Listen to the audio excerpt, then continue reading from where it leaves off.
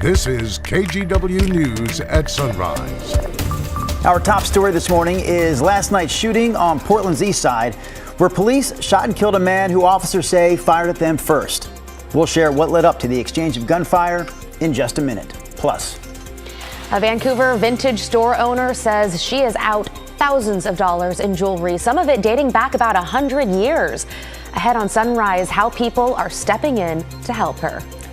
And we're also talking about the First Lady paying a visit here to Portland.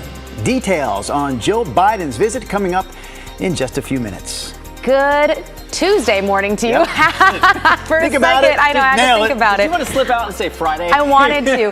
Well, speaking of which, gosh, the First Lady to the first, you had a 90-degree potentially on Yes. the. Oh, yeah, wow. that's Friday. Okay. We still got to get through today first, which is course. the last day of the cool, drippy weather, and the showers are becoming less numerous out there this morning. Let's go ahead and check out radar over the last 3 hours. And you know what? There's actually kind of a void of radar returns right over the valley. That said, I mean, we're not out of the rain chance today, but it should be less. Or I should say the amounts of rain that fall in any showers today will be less than what we saw yesterday. A little sprinkle there. It's just north of Oregon City. Some sprinkles east of Battleground right now. A couple of sprinkles out in the Oregon Coast Range. It is, how did that pop up? That should be Government Camp. I wanted to show you that there is snow up at Government Camp this morning. So the snow levels have actually dipped a little bit from yesterday. 46 last check at PDX, and elsewhere across the region we have some 30s on the map. 36 in Hillsborough. 39 Beaverton. Areas that remained a little more clear overnight are even cooler this morning. Case in point, Dallas at 39. It's 44 in Kaiser. All right, the plan for today. We actually had some light rain just a few minutes ago at PDX. That has temporarily dried up. We'll be in and out of the clouds today with sun breaks and, yes, a few showers with daytime highs inching into the lower 60s, kind of like yesterday with a little bit less rain. Big time changes in the forecast start tomorrow. We'll look at that in a second. First, let's get you out the door with a look at the roads right now. And for the most part, the roads are in pretty good shape. There's I-5 from Clark County rolling right along over the Interstate Bridge. Highway 26 out near Sylvan, that looks good as well. And there's Government Camp. Highway 26 up over the mountain. There is some snow up there this morning. It is a little lower than it was yesterday. I do anticipate those snow levels climbing back over 4,000 feet as we go through the day today. No major issues on the roads, guys. Thank you for that update. We begin on Portland's east side this morning in the Hazelwood neighborhood where police shot and killed a man. And also this morning, 4 Portland police officers are on leave. it's important to note that police say the man fired at them first while they were trying to serve a search warrant. Devin Haskins is covering the story live for this morning on Portland's east side. So Devin, walk us through exactly what we know so far. Yeah, right now here on Southeast 124th, you can see police behind me. They say you can see them starting to wrap up the crime scene tape here at this scene. They say they're starting to wrap up, and that'll move now into more of the investigation stage here from this scene that happened last night. So let's get to that video that we have last night. It happened here around 5:15 last night. The shooting followed the CERT team serving a search warrant at a home here on Southeast 124th, just off Burnside. Police say that about an hour after police got here, during the service of the search warrant, the man inside the home fired a gun at officers. Police then shot back. Portland police tell us that a medic was on the team and immediately began life-saving measures, but the suspect was pronounced dead. Portland police say they recovered a gun near the body. Police would not say what the search warrant was for, only that it was connected to a major crimes unit investigation. They also said multiple people were detained during this search warrant service. Here's Police Chief Bob Day last night. We're going to continue to make our effort around one of our primary goals of reducing crime and the fear of crime. And to do so, we're going to be, at times putting ourselves in situations like we did tonight, where our members once again take on this inherent risk because we believe it's in the best interest and the safety for our community. Now, no officers were injured in this shooting, and Portland police again telling us that 4 officers are on paid administrative leave, which is standard protocol for any shooting involving law enforcement. Back to you. All right, Devin Haskins reporting live for us this morning on Portland's east side. Meanwhile, a shop owner in Vancouver is out thousands of dollars after a thief broke into her business and stole some rare jewelry. She says some of it dates back almost a century. As KGW's Joe Ranieri reports, the surrounding community is now helping this small business owner out. Walk through most everything vintage in downtown Vancouver and you'll feel like you're walking back in time.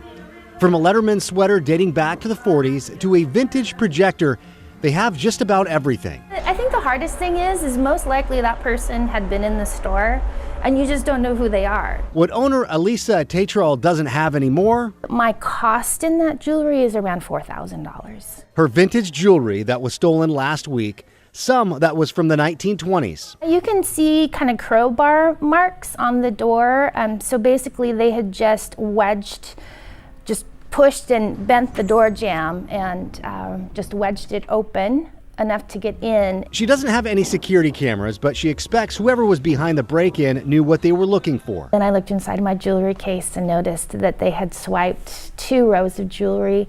The upper row was newer artisan jewelry, silver and bronze, which I'm guessing they thought was gold. They also broke the door to her office. Tetral says she's never had issues in her 14 years here. And according to Kim Kapp with the Vancouver Police Department, burglary is down 24% citywide. But what has this business owner amazed? All day long, it was just a constant flow of just encouragement and you got this and, we're here for you, we're praying for you. The generosity she's been seeing from her friends. Vancouver Downtown Association stepped in and they were able to get me a grant up to $250 to help pay for video cameras. So we'll be working on that here really soon. And the community since the break-in. All right, some more good news from Joe's report there. Elisa says she has received already 50 pieces of clothing and a couple boxes of jewelry from her customers, although she also told us her broken doors will cost her about $4,000. Now to some other headlines. A grandmother has been arrested and faces multiple charges after police say her 10-month-old granddaughter was exposed to fentanyl while in her care. Tigard police say they found this drug paraphernalia in 53-year-old Julia Apostello's car. An officer noticed her passed out with the car running, they say, and the baby in the back seat. This was in the parking lot of the Tigard Plaza shopping center on Friday. The baby tested positive for fentanyl. The mother was found at a nearby business with her 4-year-old child. Portland police, meanwhile, investigating a social media post by a group that's claiming responsibility for last week's arson at a police training facility in Northeast Portland. That fire burned 17 police vehicles early last Thursday morning. The post says people cut through the fence at the facility and set 10 fires, all in anticipation of the police response to the Portland State University library occupation later that morning. But despite what the post claims, investigators say they still haven't linked that arson to the protests at PSU. And Oregon Governor Tina Kotek's signature made it official. There you see it. Yesterday, she signed a housing package into law. That was the focus of her legislative priorities this past session. The ceremony was held at the Native American Youth and Family Center in Northeast Portland. The bipartisan bills are meant to boost housing production and fund infrastructure in communities across the state, among other things. First Lady Jill Biden is scheduled to make a stop in Portland this week. She's set to be here Thursday afternoon for a fundraising event, although the White House is not releasing exactly where that event will be held. And she's only expected to be here for a few hours before heading off to San Francisco for another fundraiser Thursday night. And before we get to Chris, we have a very special birthday to share with you. Maple, there you see Maple, the beaver, yes, at the Oregon Zoo, has just turned 8 years old, Happy celebrating birthday. there, yeah, with a carrot in her mouth, the best way to eat the food that you love. Maple has been at the Oregon Zoo since 2020. I may be wrong, but I believe we have that video from a past Drew at the Zoo segment. Oh, shot by our okay. trusty photographer, Eric Patterson. Well, I remember he was getting down low with Maple that day to get that great video. I'm sure that Maple is enjoying another carrot then today. Today, Maple's birthday. Today, the last day of drippy rain, weather. Yes, and big we change will is coming. say a huge change is coming. I mean, like literally, like hold on, Yeah. like totally weather whiplash coming our way. But that's tomorrow. Today we still have the drips of rain, the drops of rain, the snowflakes flying in the Cascades over the last 3 hours. The showers not covering as much real estate. They're not as intense this morning as they were yesterday, but they're still out there. Case in point, down towards Oregon City, you got a late rain shower showing up on the east side of Portland as well. Rainfall potential today, not much, but it's certainly not a dry day, right? We may pick up a few hundredths to maybe a tenth of an inch of rain here in the valley. More in the Cascades, where, of course, the higher up you go, the more it translates to snow, above about 3,000 feet this morning. It is 46 degrees at PDX. Elsewhere, though, again, we have some cool pockets out there. Hillsborough, 36. Keep that in mind, because as the sky clears tonight, we're likely to be even a little cooler tomorrow. So frost is a possibility outside of downtown Portland and Vancouver overnight tonight into early tomorrow morning. The big perspective across the state, 36 right now. Baker City, Pendleton checking in with 43. A couple of freezing spots on the map. Bend, Sun River, K Falls all checking in right around or just below the freezing mark. And as we mentioned, up in the Cascades, the snow levels, if anything, are just a smidge lower today, at least early this morning, than they were yesterday. We actually have a little coating of snow there up on Highway 26 in Government Camp. So just be aware of that if you're heading up in that direction. Still seeing a few more inches of snow possible, generally above 4,000 feet today. This too will be the end of the precipitation in the Cascades today. Futurecast again dots the landscape with green blobs indicating showers down low, snow showers up in the Cascades. We rolled the clock into the afternoon. Here's 4 o'clock again. What you'd see here as well is the coast starting to clear this afternoon. So if anything, the beach will probably have a nicer afternoon than inland valleys, right? With a better chance for some late day sunshine for you. All right, overnight tonight, the sky clears. Futurecast picks up on maybe some patchy fog forming over the metro area. That might be one thing that holds temperatures up overnight. But the point is, we're going into dry and clear weather for days and days starting tomorrow. And that brings up this, the possibility for frost outside of downtown Portland and Vancouver, anywhere in this blue shading under a frost advisory overnight tonight from midnight until 8 a.m. So a chilly start tomorrow, but a really nice finish.